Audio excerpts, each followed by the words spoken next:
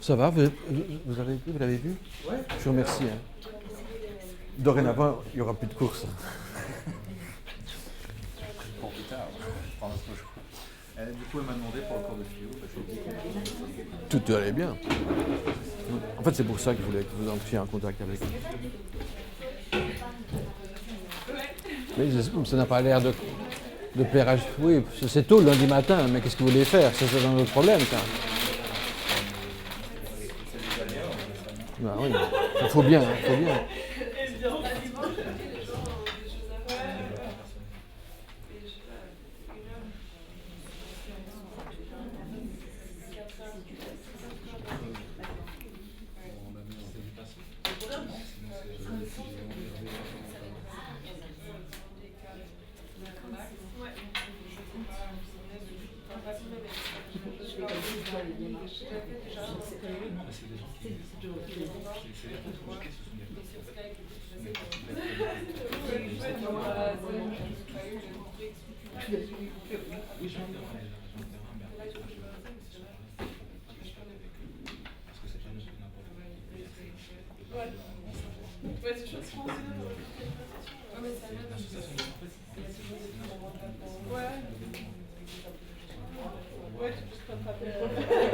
Vous avez travaillé sur les photos?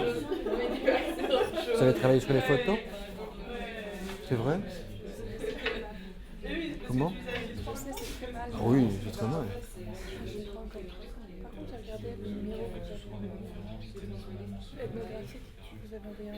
Oui. Vous n'avez pas analysé vos photos? Mais j'ai pas par rapport à la conjointe et les partiels là, c'est juste pas urgent. Et puis il fait trop chaud.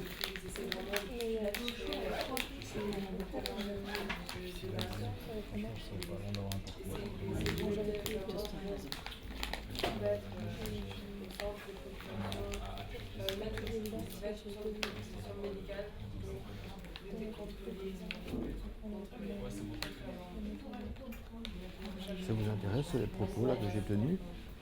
Je sais pas, je ne sens pas de réaction. Cyril, n'ayez pas peur de poser des questions. Ça vous intéresse? Pas de réaction. Vous êtes fichu là. Vous êtes fichu là. Mais on peut être sur plusieurs routes en même temps. Mais sujet d'actualité sur...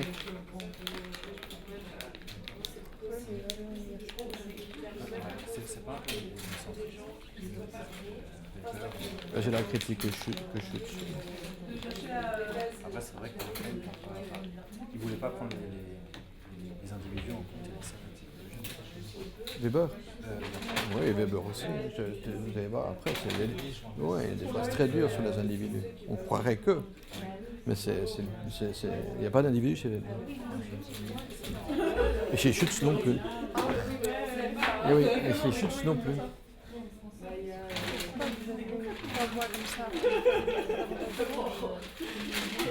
Il ne s'est pas dessiné. Il y avait quelqu'un qui m'avait fait ça jadis. C'est pas moi qui l'ai fait, regardez. C'est un étudiant qui m'avait fait ça. C'est bien fichu, hein. Et du coup, je reprends ça, moi. Ouais, c'est après ça. Donc maintenant, on est là. Et tous les trois collectivisent, les alliés. Tous les trois vont recollectiviser leurs données. Donc, faire les sciences sociales. Enfin, c'est téléphoné de mon propos, et si vous connaissez mon propos, c'est téléphoné, mais oui. Oui, tous les trois recollectivisent. C'est très patent, quoi. C'est très patent. Ah oui.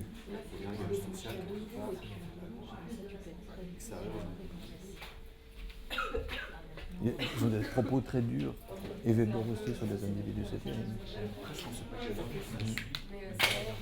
On marche souvent dans des méthodologies. Et même les méthodologies, c'est pas l'individu qui est le centre de la méthodologie. Ce sont des sciences sociales. Ça, c'est le début.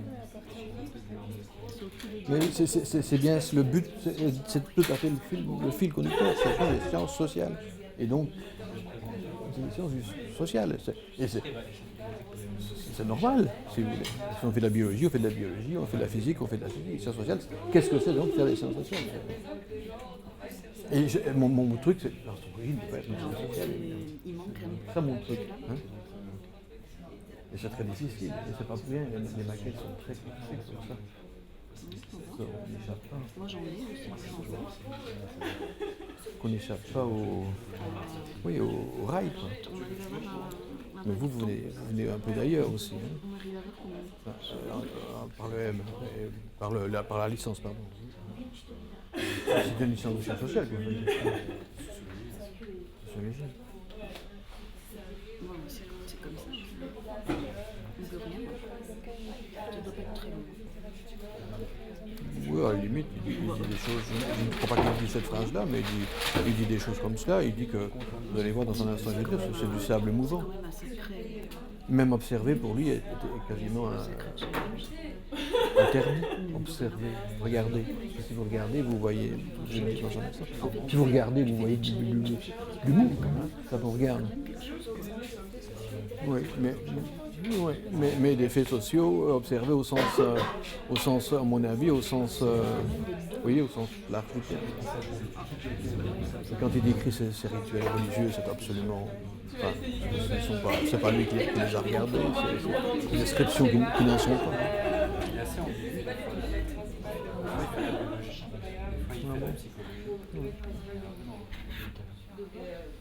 Vous lisez tout ça? Des fois, il ne serait pas les règles sociales dans le sens. Oui, ça, je suis d'accord. Il tient les propos sur le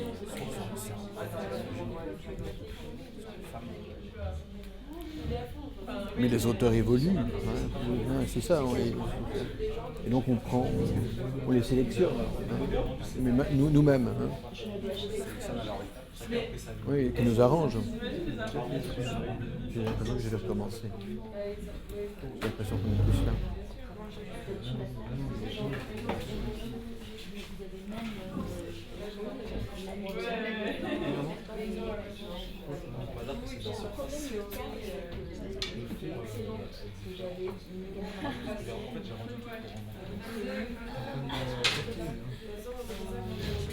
Comment j'ai pas entendu?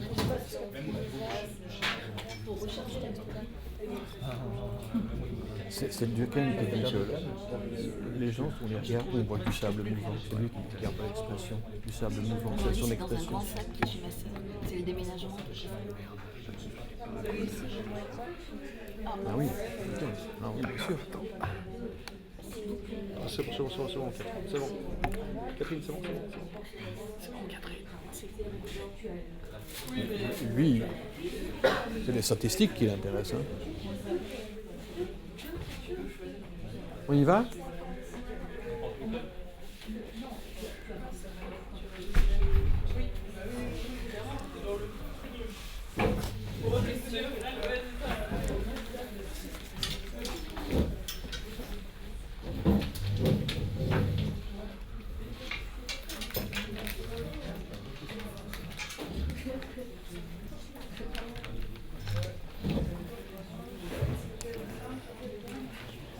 Pour commencer, je vais faire des bips. Vous savez, les citations.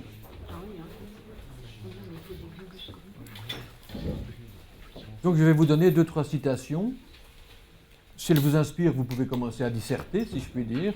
Sinon, d'autres vont apparaître au fur et à mesure des mardis. Hein, ok?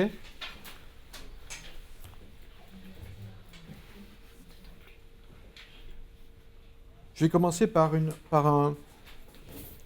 un texte de Pascal, par une petite phrase de Pascal.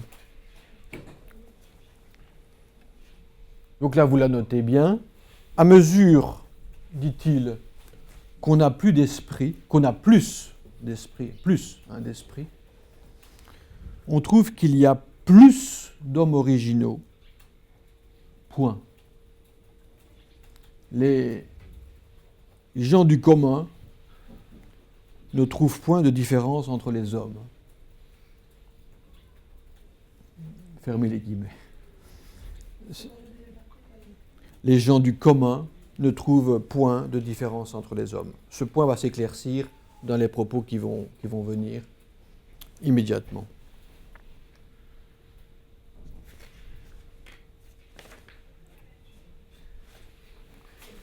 Je vous en donne encore une autre, d'un petit livre que j'ai déjà recommandé lorsque je faisais ce cours anthropologie et philosophie là, au premier semestre. C'est le manifeste du nouveau réalisme que j'espère vous avez lu entièrement maintenant, dans toutes les langues possibles.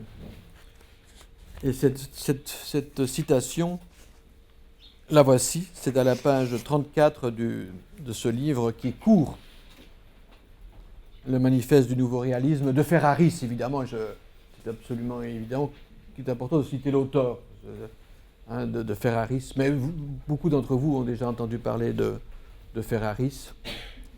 Et la citation de la page 34 est celle-ci. « Ontologie signifie tout simplement deux points.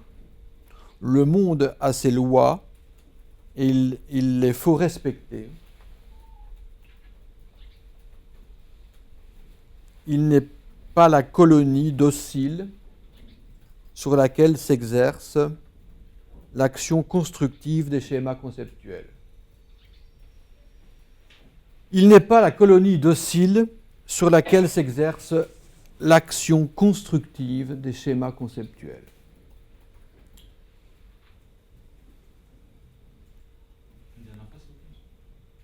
C'est celle-là. Il n'est pas la colonie docile sur laquelle, il n'y en a que deux, s'exerce l'action constructive des schémas conceptuels. C'est la page 34. Je ne pense pas que vous pourriez échapper à lire le livre. Oui. Je vous le dirai la semaine prochaine. C'est dans les pensées, mais je ne sais pas. Je suis perdu dans mes notes et ça doit être quelque part, mais je ne le vois pas. Je me suis dit, vous trouvez facilement. Je reconnais par cœur peut-être la...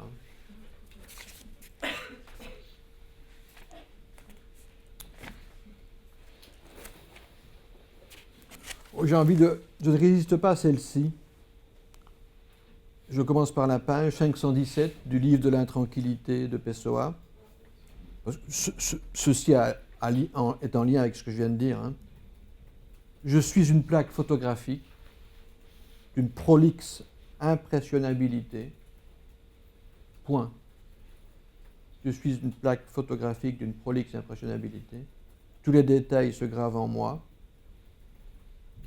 de façon démesurée par rapport au tout.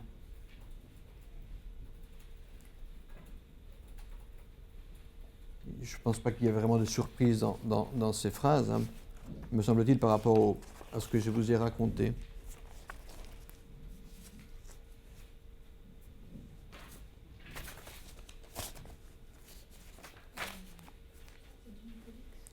Impressionnabilité.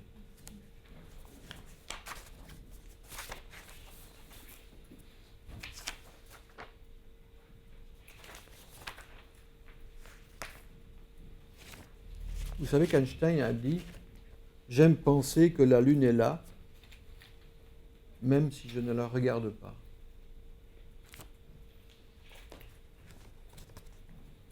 Bon. Il n'avait peut-être pas raison, finalement.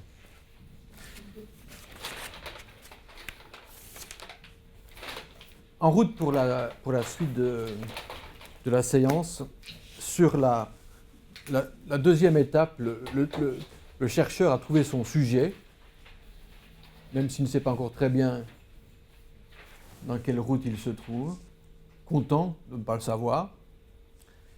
Et il va de toute façon d'emblée être rassuré sur la route s'il continue à faire quelque chose qui ressemble à une enquête de sciences sociales. Tous les trois vont se retrouver à un moment donné. Hein, ils ont pris trois voies différentes, vous le voyez sur le tableau. Et à un moment donné, ils vont se retrouver tous autour d'un gros nœud des sciences sociales qui est la construction, c'est de cela que je veux vous parler maintenant, la construction de l'objet, comment dire, en tant qu'il est partagé par les gens. Le but des sciences sociales, quand elles construisent leur objet, est, comment dire, d'associer les gens. Hein, j'emploie le terme volontairement, d'associer les gens, les individus, de les mémiser, si vous voulez. Du verbe mémiser, premier groupe.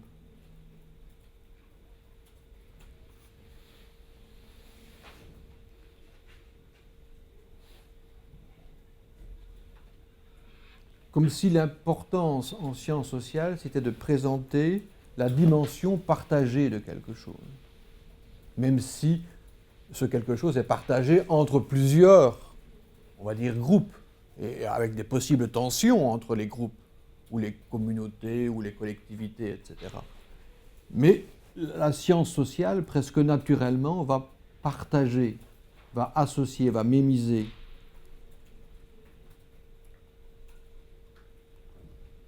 Va, comment dire,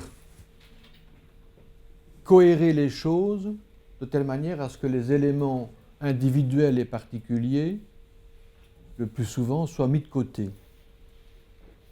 Ou sinon, qu'ils soient réintégrés dans la coupole, si je puis dire, des sciences sociales. C'est ça qu'on peut appeler la MEMT. M-E, accent circonflexe, M-E-T-E. MEMT. La MEMT. On mémise en sciences sociales. Même avant de conclure, si je puis dire. On pourrait penser que c'est un acte, comment dire, d'abstraction concluante. Mais non, dès le début, et même dès le choix du sujet, la science sociale mémise. Elle présente les choses en tant que collectivisées, pour employer un autre terme. C'est ça, faire des sciences sociales. Et quels que soient nos trois auteurs ou nos trois voies c'est ce que je voudrais vous montrer maintenant. Évidemment, on a une batterie conceptuelle. Hein, communauté, culture, classe, etc., ça rentre bien dans cela. Je pense qu'il suffit de lire les journaux, d'écouter la télévision, de s'écouter parler. On est dans cette batterie conceptuelle. Hein, on est dans cette batterie conceptuelle de mémisation permanente. Hein, on fait des sciences sociales sans le savoir. Dans ma tête, il me semble que l'anthropologue est quelqu'un d'autre dans ma tête. Il n'est pas celui-là. Mais l'anthropologie sociale est bien une science sociale, évidemment. Si on reprend les auteurs, si on reprend Durkheim, qui a frappé fort, lui, pour le coup, dans cette affaire de mémisation.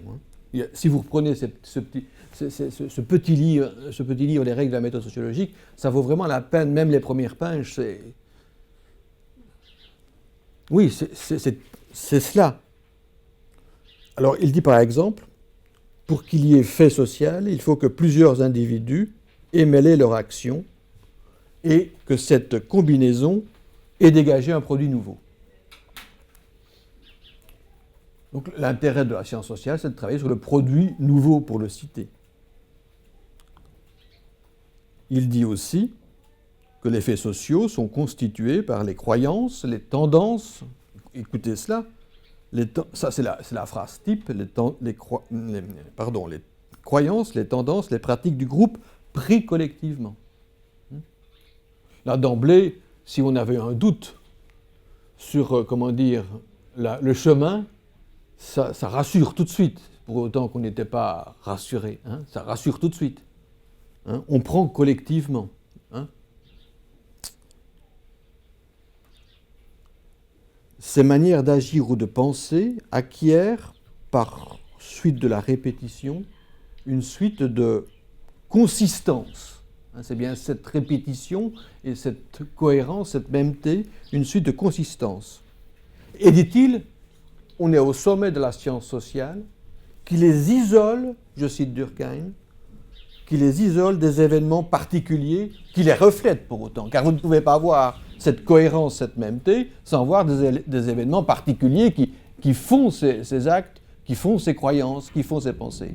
Donc une consistance, c'est le top, hein, là. Une consistance, dit-il, qui les isole des événements particuliers qui les reflètent, car on ne peut pas échapper à voir d'abord, ou quasiment en tout cas, ces particuliers mais qui vont être d'emblée subsumés et mis en parenthèse pour voir cet ensemble. Durkheim va jusqu'à dire, mais pas nécessairement dans tous les textes, qu'il y a une réalité en dehors des individus. Hein? Un social, là c'est un social extériorisé, externalisé. C'est même pas. On pourrait imaginer, dans le premier texte que je vous ai lu, ça c'est pas intéressant, c'est vous et moi, c'est une sorte de mémisation de tout ça, hein, qu'il y a, hein, cette coupole-là, ok ? Et à un moment donné, il vous dit que cette coupole a une sorte de réalité quasiment ontologique, c'est autre chose. Mais enfin, le but n'est pas de discuter de cela ici, mais cette coupole, soit réalité extérieure, soit elle est intériorisée par ces gens, soit elle est le résultat d'un travail de mémisation. On pourrait presque situer 3 niveaux. J'ai intériorisé cette coupole, la coupole existe indépendamment de moi, et le chercheur va construire, va cohérer son objet de telle manière à ce que les événements particuliers soient éjectés. Vous voyez ? Mais on le fait sans le savoir, cela. Hein. Le problème, c'est qu'on le fait sans le savoir, cela. C'est ça. Cet acte-là, on l'opère sans le savoir. Et Durkheim, dans sa foulée, va être très dur. Il va dire que l'observation immédiate a le défaut de ne pas distinguer l'état de pureté qui serait cette coupole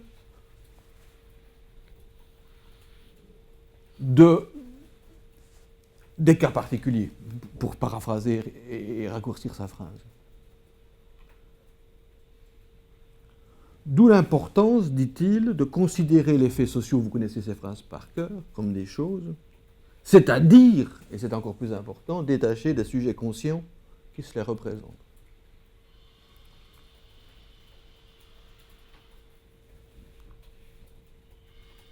Et donc, pas question, dit-il, d'observer, au sens strict du terme, de regarder la vie sociale qui va apparaître comme une réalité fuyante. Évidemment, si vous regardez les gens, vous voyez cette fuite permanente. Hein, vous ne voyez pas cette coupole nécessairement, quoiqu'on est déjà bien formé à la voir. Mais, oui, si vous regardez, vous voyez de la matière concrète, dit-il, et ça, c'est pas bien. Il ne faut pas regarder la matière concrète. Et donc, pour éviter cela, dit-il, il faut faire des analyses statistiques. C'est très clair dans ces passages-là. Hein. C'est le moyen, dit-il, je me rappelle bien, quand j'ai découvert ces phrases, le moyen, dit-il, d'isoler les faits sociaux des cas particuliers et des circonstances individuelles. C'est très clair, hein, c'est très clair, c'est des pages 9 et 10, là, il commence comme ça. Je vous rappelle que l'ethnographie, qui vous intéresse bien sûr, sera face à cette double injonction, être sociologue d'une certaine façon et regarder les gens. Hein. Ça sera ça la difficulté de l'ethnographie, mais qui va quand même trancher par « je fais des sciences sociales hein, », c'est clair. Hein. Et on verra ça donc les mardis qui suivent. Avec un propos qui sera un peu différent, mais on verra bien que la gestion de la double injonction va va être de donner, je dirais, un poids favorable à la science sociale. Isoler les faits sociaux des cas particuliers. Comme si il fallait, dit-il, débarrasser le phénomène de tout élément étranger. Et je le cite, élément étranger, c'est les individus. Il importe, dit-il, de dégager, non, il y a de ces phrases, le fait social de tout alliage pour l'observer à l'état de pureté. Oui, c'est ce qu'il dit. Et l'observer à l'état de pureté, le meilleur moyen, dit-il, c'est de faire des statistiques. Ou éventuellement d'observer des faits sociaux qui seraient purs, où la pression sociale serait maximale, des choses comme ça. D'où sa description des faits religieux, c'est-à-dire dans les formes élémentaires.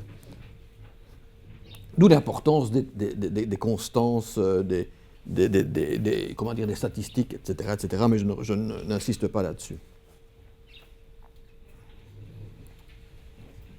Vous voyez, donc on a cette injonction-là, elle est permanente et en filigrane dans notre discipline, dans la science sociale. Vous voyez ce que je veux dire ? Elle est permanente avec la nuance que voudra injecter les ethnographes. Dire, mais oui, mais il y a des gens concrets, c'est ces gens qui sont là.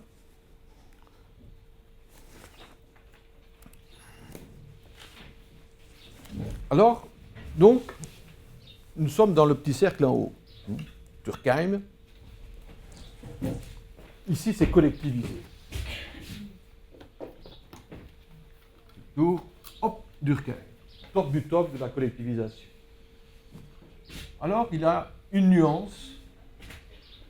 D'autres auteurs pourraient être choisis. Et vous voyez bien qu'on peut le lire beaucoup plus, attentivement, ces auteurs. Si vous lisez Bourdieu, par exemple, vous avez ça et quelque chose de nuancé par rapport à ça.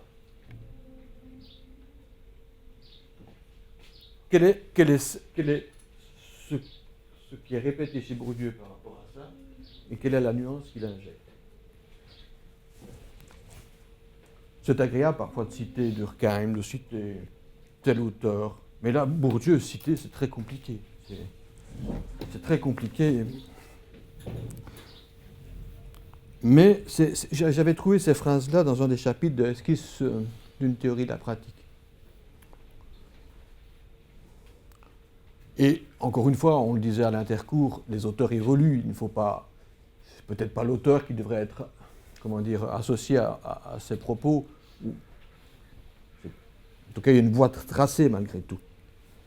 Il dit par exemple, et pour insister sur le côté mêmeté et collectivisation. Mais il faut connaître un peu Bourdieu. Mais vous connaissez un peu Bourdieu. Des structures sociales, des gens qui intériorisent, qui incorporent. Ils ont un habitus. Et à partir de là, cet habitus, un stock de potentiel, s'actualise dans des pratiques. Hein. Et ça tourne jamais idéalement. Mais ça tourne quand même, plus ou moins, dans une sorte de reproduction nuancée. Hein, des structures sociales, un champ, j'intériorise, mon habitus, mon stock, j'actualise. Regardez par exemple ce qu'il écrit et qui confirme l'obsession des sciences sociales de la mêmeté de la collectivisation. Écoutez cela en fonction de ce que je viens de vous dire en paraphrasant rapidement Bourdieu. C'est parce qu'elles sont le produit de dispositions, dit-il, qui étant il ne faut pas prendre note évidemment, hein, qui étant l'intériorisation des mêmes structures objectives, le mot même, hein, sont objectivement concentrés. J'espère que vous me suivez. Hein, je vais reprendre cette phrase parce que ce qui me paraît important, c'est les mots même, objectivement concentrés. C'est parce qu'elles sont le produit de dispositions qui étant l'intériorisation des mêmes structures objectives,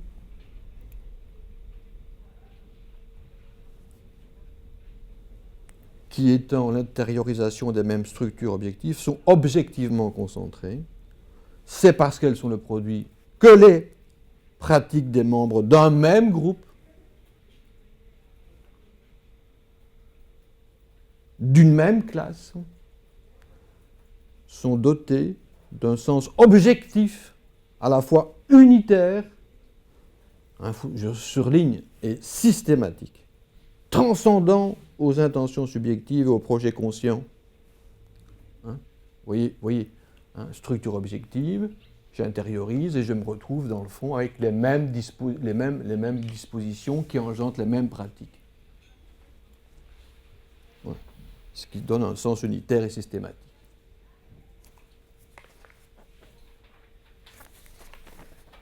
La sociologie traite comme identiques, dit-il, tous les individus biologiques. Il le dit, c'est plus clair ici. Qui étant le produit des mêmes conditions objectives, ces fameuses structures objectives, la sociologie traite comme identiques tous les individus biologiques qui étant le produit des mêmes conditions objectives, sont les supports des mêmes habitus. Regardez, tous les individus biologiques traités comme identiques, produits des mêmes conditions objectives, sont les supports des mêmes habitus.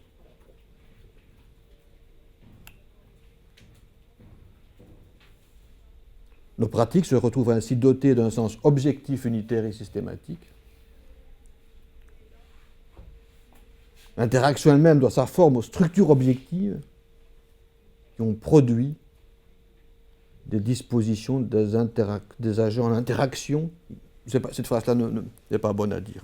Derrière toute confrontation singulière, c'est mieux ça, confrontation singulière, comme maintenant,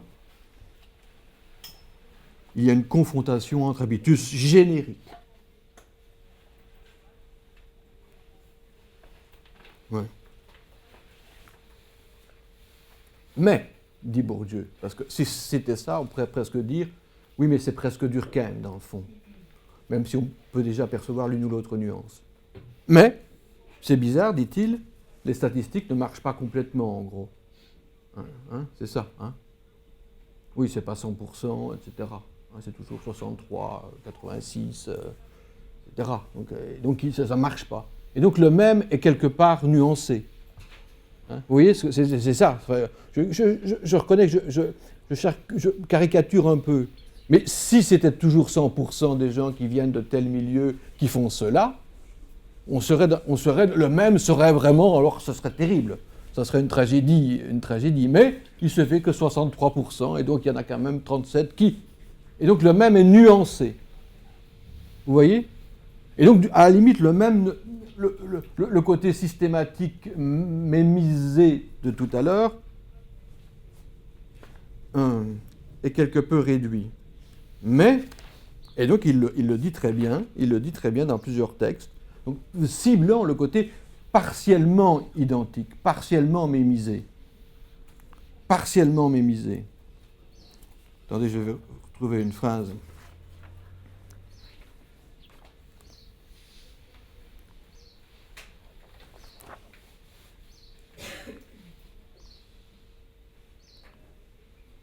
Il est exclu que tous les mêmes, tous ces mêmes qui me plaît beaucoup, que tous les mêmes membres de la même classe aient fait les mêmes expériences et dans le même ordre, évidemment.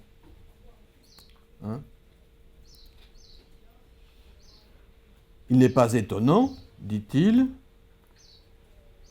que ces structures objectives aboutissent à un système de disposition, il va dire, partiellement commun. Donc, ce qui était systématique, etc., tout à l'heure, quasiment collectivement uni, devient maintenant un système de disposition partiellement commun à tous les produits des mêmes structures. Ce qui est important à partir de là, et c'est très, très net dans ce texte-là, alors il y a tout le jeu de qu'est-ce que ça veut dire partiellement. Alors tout le jeu de, oui, tout l'accent de Bourdieu sur le sens du jeu, etc., une certaine improvisation, etc. Mais surtout, à un moment donné, on retrouve assez fortement cela d'une manière ou d'une autre aujourd'hui dans le travail de Lahire, Bernard Lahire, que vous lisez peut-être, qui est là, centré sur l'individu, d'une certaine façon. Mais ce partiellement, d'où vient-il? Il vient dire explicitement Bourdieu d'une succession d'habitus, je l'ai déjà dit tout à l'heure, d'habitus différents, dans le fond. Si le même est quelque part ébréché, c'est parce que chacun, dans le fond, est le produit de trajectoires différentes faisant succéder des habitus différents. Vous voyez, Et donc, au bout du compte, les différences, dans la même T, restent très dépendantes,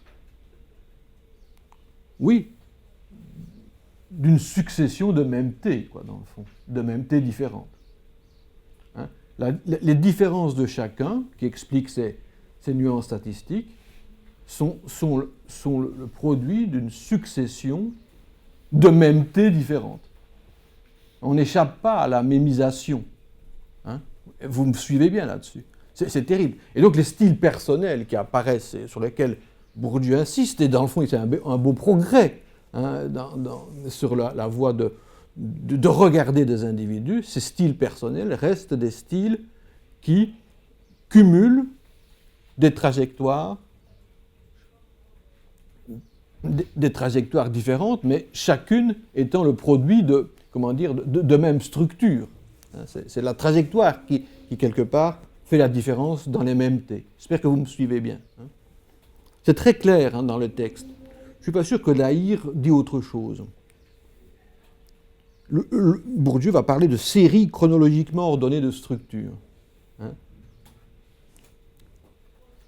Ceci dit, quand vous regardez, je me réjouis de voir les images.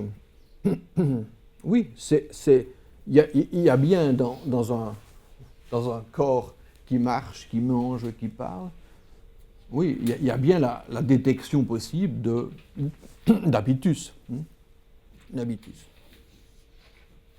C'était le cours que je faisais l'an passé en L3, je ne sais pas si certains d'entre vous peut-être y étaient. Oui. Qu'est-ce qui, dans le corps qui parle, qui mange, ne relève pas des habitus? Des habitus sociaux. J'espère que je trouverai une réponse. Que je trouverai quelque chose qu'est-ce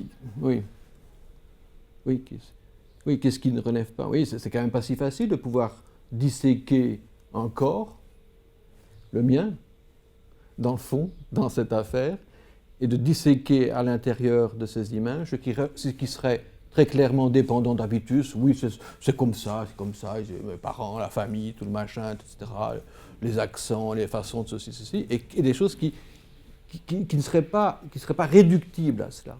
Et au fil des scènes, des situations, de cette journée, qu'est-ce qu'il y aurait qui serait très manifestement non réductible à des habitus? En tout cas, les premiers habitus reçus, famille, école, etc. Vous voyez?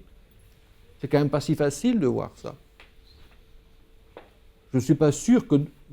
Je pense que le seul moyen de faire cet exercice, c'est de filmer une journée, 2 journées, 3 journées, 4 journées successives pour mieux le voir.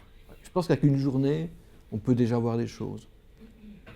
La personne se connaissant, d'autres personnes pouvant l'aider à bien détecter ça. On pourrait imaginer des comparaisons, etc. Mais qu'est-ce qui ne relève pas d'habitus sociaux, si vous voulez? Vous voyez ce que je veux dire?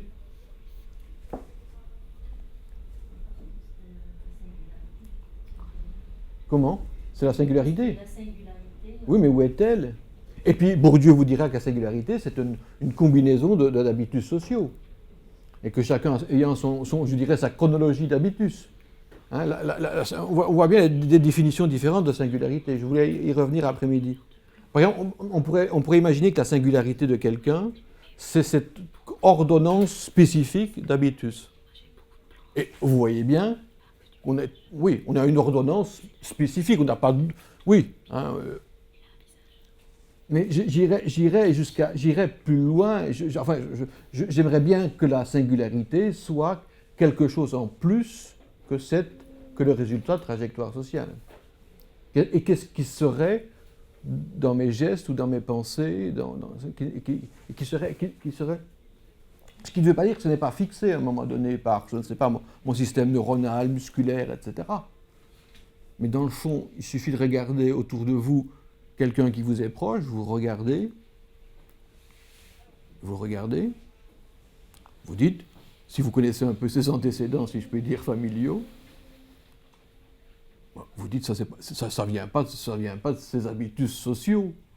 Oui, vous voyez bien qu'il y a des choses, si vous regardez un tout proche autour de vous, en train d'éternuer, de gratter son nez, ou de faire des gestes divers, ou de parler de telle ou telle chose, vous savez, je crois, presque distinguer, mais enfin, non, vous savez, non, il faut réfléchir pour pouvoir distinguer ce qui serait direct. Je trouve que ce sont des travaux, ça vaut la peine de chercher ça, je trouve. La singularité comme résultat de trajectoire sociale et la singularité comme irréductible à cela. C'est pas la même. Monsieur, et si on prend la peur par exemple? Là, comment? La peur, Oui. c'est pas un phénomène social, donc c'est pas un habitus. On pourrait penser que si. Ben, on pourrait penser que... Dites-moi plus, qu'est-ce que vous voulez dire? Vous avez peur? Cette réaction-là, lorsqu'on croise un danger par exemple, pour moi, c'est pas non plus déterminé par la société. C'est quelque chose qui est intrinsèquement lié à nous. Non, parce que c'est la société qui t'a dit que c'était un danger. Mais je pense qu'on est à un niveau de détail plus... C'est pas la peur qui est intéressante, c'est la façon dont vous allez avoir peur. Vous voyez, il me semble, faut pas... Avec peur, vous êtes là dans une échelle qui est trop préempée. C'est la façon dont j'ai peur et dont je vais fuir, etc. Donc, je vais regarder le danger, etc. Je pense, hein. Oui, c'est trop peur, c'est trop large. Peur. Donc, je ne voulais pas insister là-dessus ici maintenant, mais quand même, je vous ai donné cette piste. Donc, la voie collectivisée de Durkheim et la nuance de Bourdieu, mais nuance qui le remet d'emblée dans un exercice de plein d'axes, je dirais, de sciences sociales. Vous voyez bien quand je dis ça. Hein? Alors la question permanente, comment échapper aux sciences sociales? Comment ne pas faire des sciences sociales? C'est ça. C'est très difficile finalement jusqu'à présent. Alors attendez, alors vient Weber maintenant.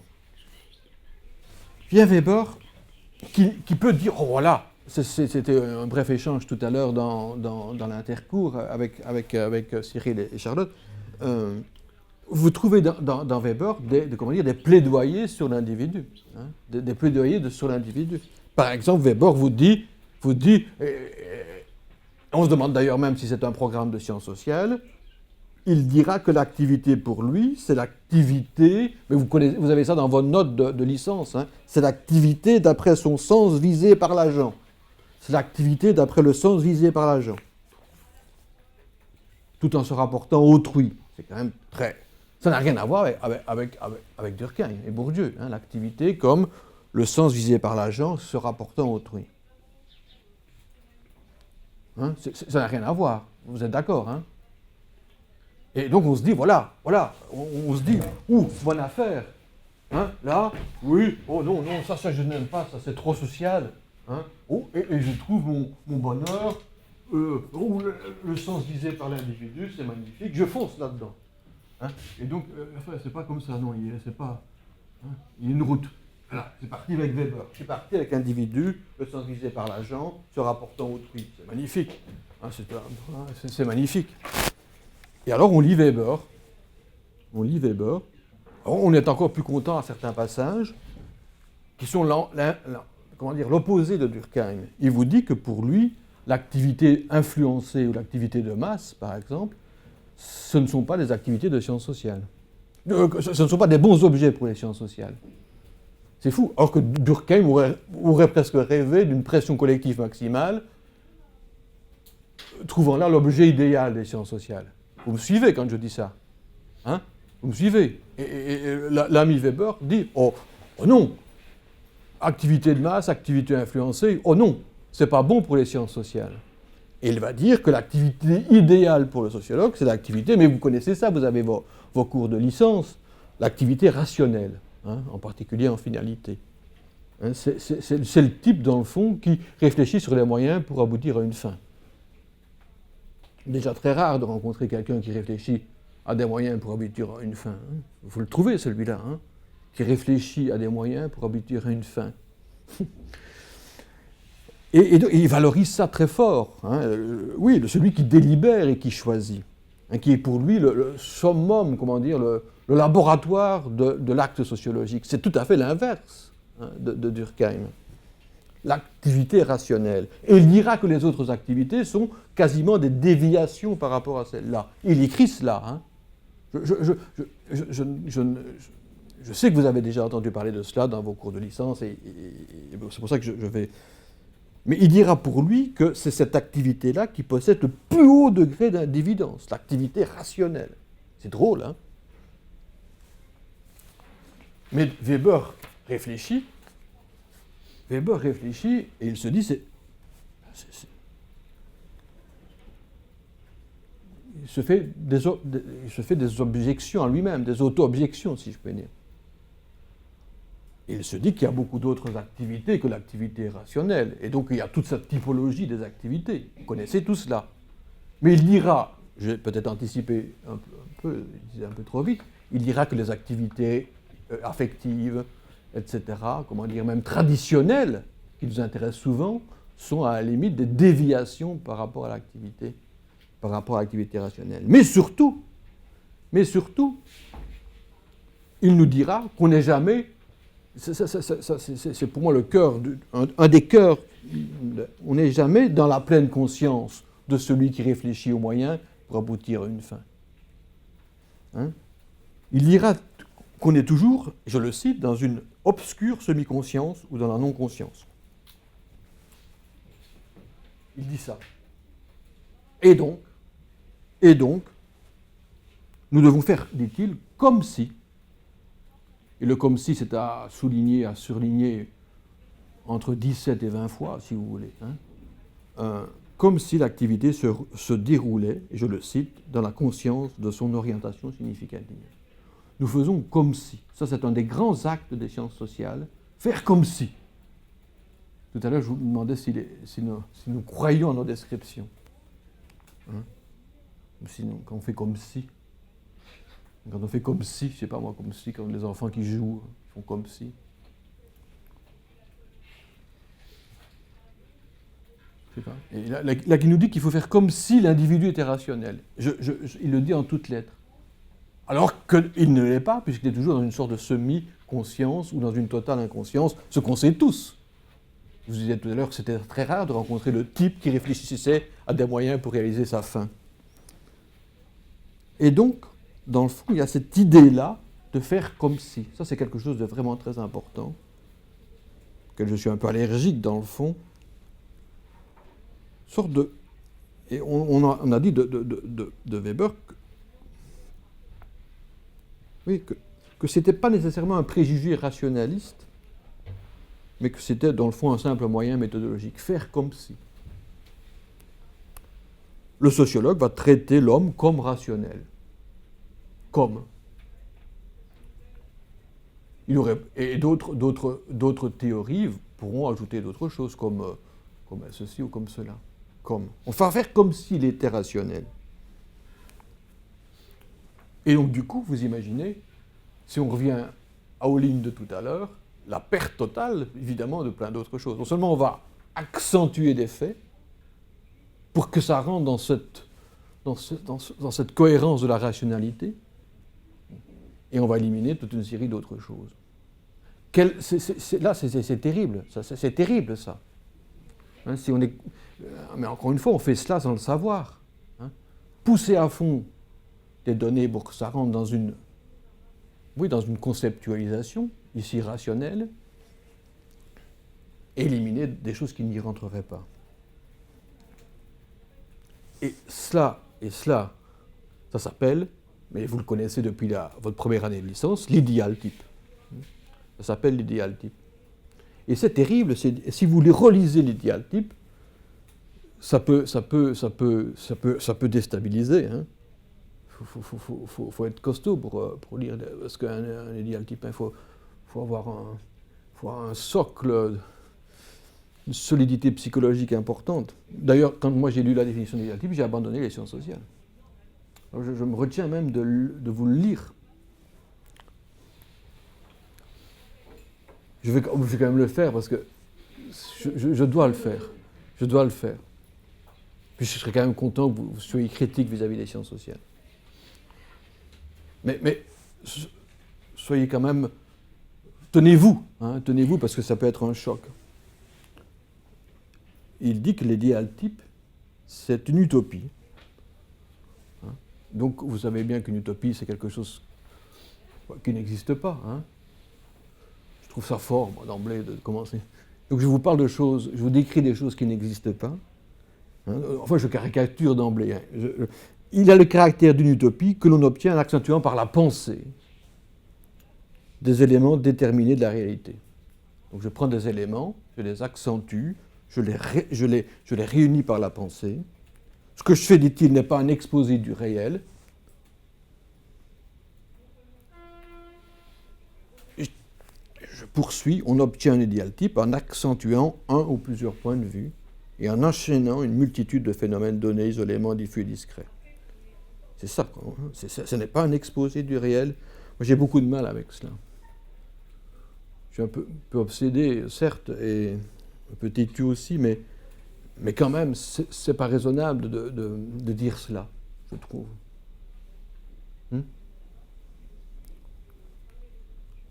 Donc, mon boulot, c'est de présenter des utopies qui ne sont pas des exposés du réel, et je fais ça en accentuant des traits, dans le fond, en disant des choses qui ne sont pas justes, en disant des choses d'emblée fausses. Et c'est fou comme boulot, quoi. C'est fou comme boulot. Je vous dis, moi, quand j'ai vu ça, j'ai dit, c'est pas possible, il faut que je change de truc. Mon boulot, donc, c'est de dire... C'est ça, c'est de dire des choses fausses. Même si ça donne un peu d'intelligibilité. Ça donne un peu de, comment dire, de compréhension, certes. Mais quand même. Et ce n'est pas fini, parce que comment faire cet idéal type du bureaucrate, du capitaliste, du prêtre, etc. Vous connaissez tous les sujets d'analyse de Weber. Et il dit que pour arriver à construire l'idéal type du bureaucrate ou du capitaliste ou de tout ce que vous voulez, ou même de votre croyant de n'importe quel groupe religieux, ou de votre médium, ou de tout ce que vous voulez, dans le fond, vous allez, dit-il, faire partager des traits à ce croyant, à ce capitaliste, à ce bureaucrate. Vous allez réunir des traits caricaturés et, comment dire, décrivant, caractérisant ce capitaliste ou ce croyant qui n'existe pas. Donc c'est à nouveau par la mise en partage, par l'association de traits caricaturés en plus, que vous allez définir. Donc là, non seulement ce sont des traits en plus partagés. Vous voyez, cet idéal type, il est quand même obtenu par accentuation et mis en partage. Vous voyez bien, c'est en faisant partager à ce bureaucrate des caractéristiques qu'aucun, dans le fond, ne partage vraiment. Vous me suivez quand je dis ça, hein? Moi, je trouve que la question qui est, quand on comprend bien ce que fait l'acte, en quoi consiste l'acte des sciences sociales, mais comment faire pour ne pas faire des sciences sociales? Je trouve. Et encore une fois, l'anthropologie sera, l'ethnographie sera, oh là là, oui, il faut se rapprocher des gens, mais tout en restant, et le compromis, je trouve, vous savez bien, ne me convient pas dans sa manière de donner un poids trop fort aux sciences sociales. Donc, partant de l'individu, de l'activité sociale et du sens visé par l'agent, nous sommes revenus à l'idéal type comme mise en partage de caractéristiques accentuées. Vous voyez? Et donc, il n'y a plus d'individu. Hein? Et Weber est très clair là-dessus. La sociologie ne peut pas, dit-il, réfléchir à partir de l'activité des individus particuliers. Elle n'implique aucun recours à la psychologie, ce qui est dans le fond un bon sens tout à fait logique. Hein? Un bon sens tout à fait logique. Mais c'est pour vous dire qu'il n'y a plus d'individus. Je fais allusion à notre aparté de tout à l'heure. Je ne m'intéresse pas, dit-il, aux qualités psychologiques de X ou de Y. c'est bien la mise en partage de diverses caractéristiques qui m'est pertinente pour définir ce capitaliste ou ce bureaucrate ou ceci ou cela. Et c'est ainsi que je vais arriver, dit Weber, à comprendre la signification culturelle d'une structure économique et sociale. Mon but, c'est ça. Le capitalisme, la bureaucratie, le protestantisme, etc., etc. Vous voyez, partant de l'activité visée par un agent, je passe par la construction des diatypes avec la finalité extrême de définir une structure économique et sociale de ceci ou de cela. On est bien dans quelque chose de très différent de la route Durkheim-Bourdieu. On est quand même dans une route qui part de collectiviser. Hein, mais tout à fait différemment, puisqu'il s'agit là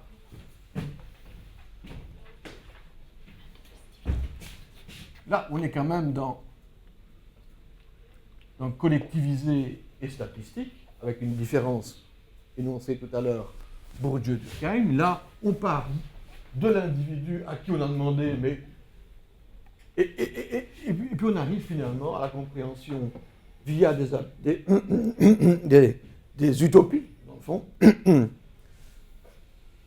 On arrive à donner un diagnostic actualiste, hein, sur une structure économique et sociale.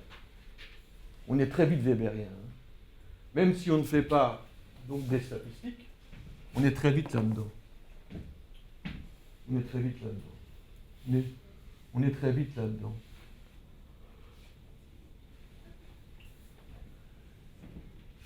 Je sais pas, vous avez peut-être des questions?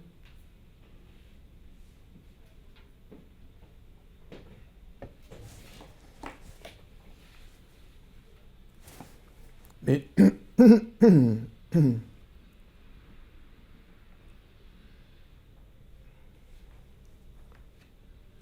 Schütz, il n'est pas content, si vous avez compris ce qu'il a dit tout à l'heure de cette proposition. Il dit, il y a un danger énorme, il y a un grand écart qui va se créer entre la réalité et les concepts qui vont fonctionner quasi automatiquement. Une sorte de logique conceptuelle qui fonctionne automatiquement, ce qui a été reproché à Weber, et la réalité, dira Schütz. Et la réalité, dit-il, ce sont des gens qui construisent leur vie quotidienne.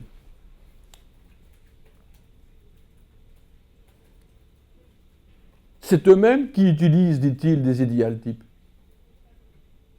avant le sociologue. On est KO après cela.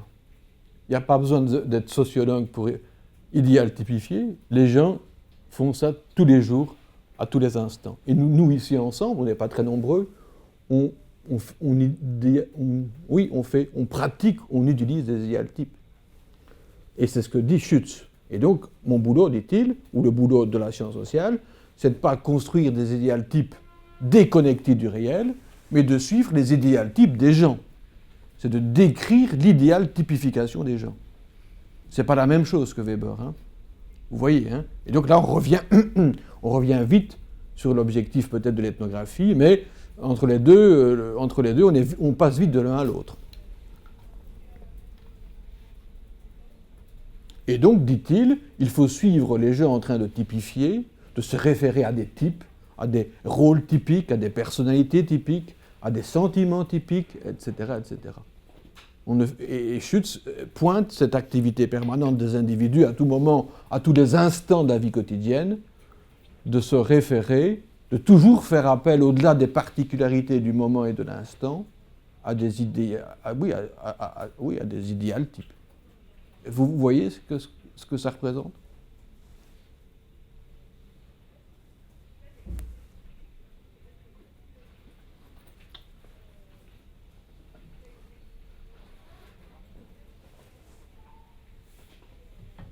Au moins, quand vous regarderez le film, vous saurez, par exemple, la marque de céréales que j'ai mangée le matin. Pas vraiment la couleur de mon pyjama, parce que j'étais déjà passé à mon vêtement de service. quand Samuel est arrivé. Mais quand même, si Funès, vous savez, le type de tout à l'heure un peu bizarre, là, qui n'en sortait pas avec tous les détails qu'il dit, mais vous ne pouvez pas quand même, et moi-même, je ne sais pas si je vais dans ce sens-ci ou dans ce sens-là, mais est-ce que vous pensez vraiment à la couleur de mon pyjama quand je fais cours? Je ne sais pas moi, ou à la marque de céréales que j'ai mangée. Vous imaginez? Bleu, au pyjama. Comment? Bleu. Oui, mais est-ce que vous y aviez pensé? Oui, c'est ça. Mais là, je plaisante un peu, mais quand même, vous pourriez vous imaginer des singularités un peu moins exotisantes que la couleur de mon pyjama. Je sais pas moi. Mais oui, ce type, il a, etc. Mais non, oui, mais c'est banal dans le fond, hein, de cette façon de nous regarder, comment dire, en nous typifiant par des rôles d'étudiants, d'enseignants, etc. Et donc, oui, Schütz a raison, nous faisons bien des idéaltypes à tout moment. Nous faisons bien des idéaltypes à tout moment. Je pense que c'est lui qui, à un moment donné, prend l'exemple de la lettre à la poste. La lettre, oui, qu'on met dans une boîte aux lettres. Quand on écrivait des lettres. C'est absolument fou de penser que tout le secret des mots écrits sur une lettre est déposé dans une boîte rouge ou je ne sais quoi, était à la merci d'un facteur dont on n'imaginait pas qu'il était aussi, je ne sais pas moi, papa, frère, grand-père, etc., et qu'il avait un pyjama bleu, etc., etc. Évidemment, si vous êtes fou si vous pensez cela. Vous êtes fou. Oui. Donc quand je mets ma lettre dans la boîte aux lettres, je pense à ce facteur. Je dis c'est pas possible, c'est pas possible. Donc, mais c'est la survie par les idéaltypes. Hein? Schütz avait raison, quoi. Hein? Qu'est-ce que je veux dire? Je ne sais plus très bien ce que je veux dire, dans le fond.